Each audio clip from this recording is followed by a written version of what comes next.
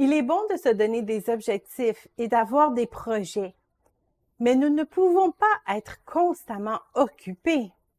Il est bon de prendre des vacances, des temps de repos, et ça, même dans notre désir de construire une vie à deux.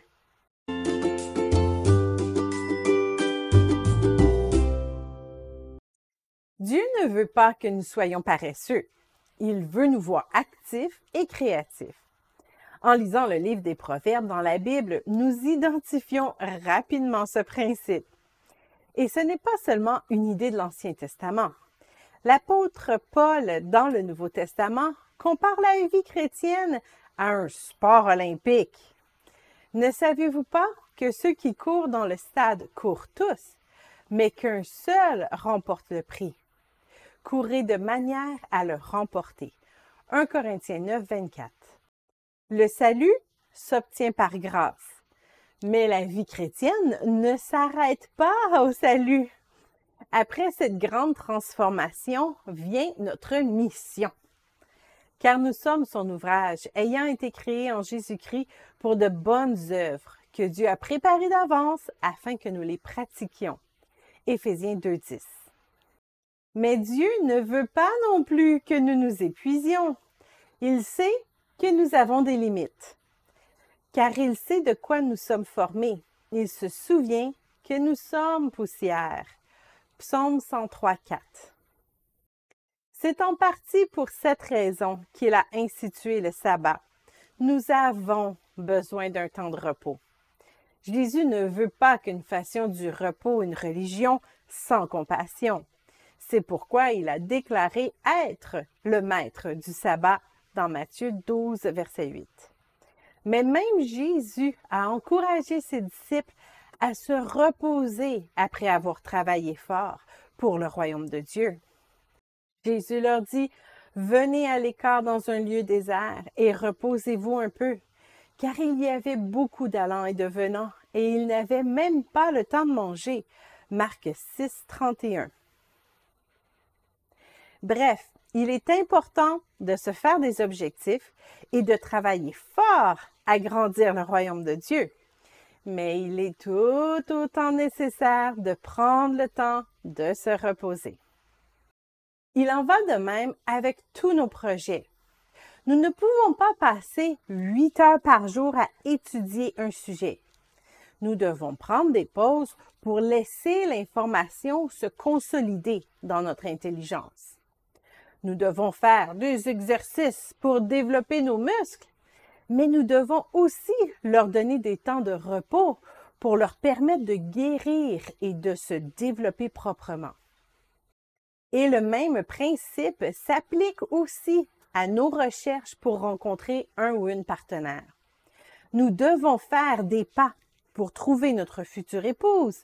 Nous devons aller à la rencontre d'un partenaire potentiel. Mais il nous faut aussi parfois prendre des pauses dans nos recherches.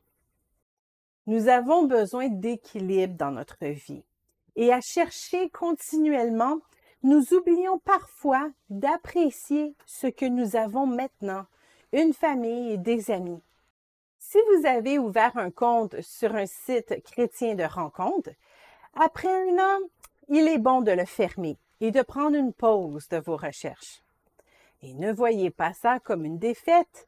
Vous aurez certainement appris toutes sortes de choses durant votre année d'abonnement, sur vous-même, sur les autres, sur les valeurs qui vous tiennent vraiment à cœur. Alors, ne soyez pas déçus. Toutes les expériences peuvent nous faire grandir. Pendant votre pause de recherche, réfléchissez. Si vous n'avez trouvé personne pendant 1 an, peut-être qu'au fond, vous n'êtes pas prêt à rencontrer quelqu'un. Si personne n'a attiré votre attention pendant 1 an, peut-être que vous n'avez pas envie d'être avec quelqu'un. Être célibataire n'est pas une maladie qui doit être guérie. Plusieurs héros bibliques étaient célibataires.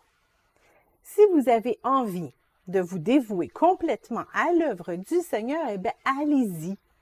Vous n'avez pas besoin d'être marié pour faire ça.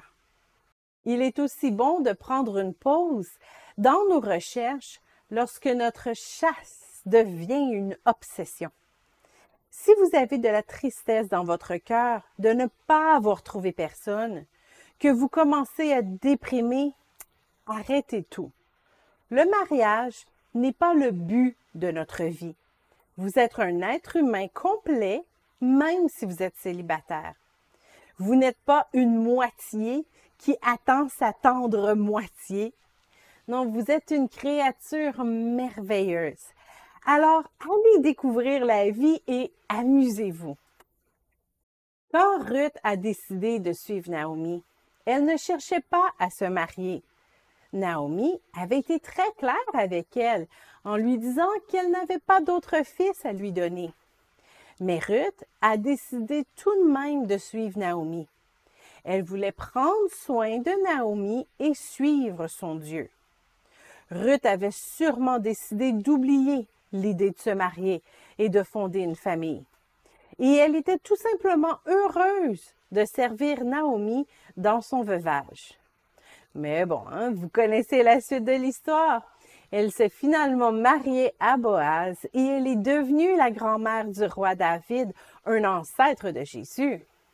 Nous ne disons pas ici d'abandonner votre idée de vous marier, mais parfois, il est bon de prendre une pause, de remettre nos rêves et nos désirs dans les mains de Dieu et de commencer à vivre à plein potentiel.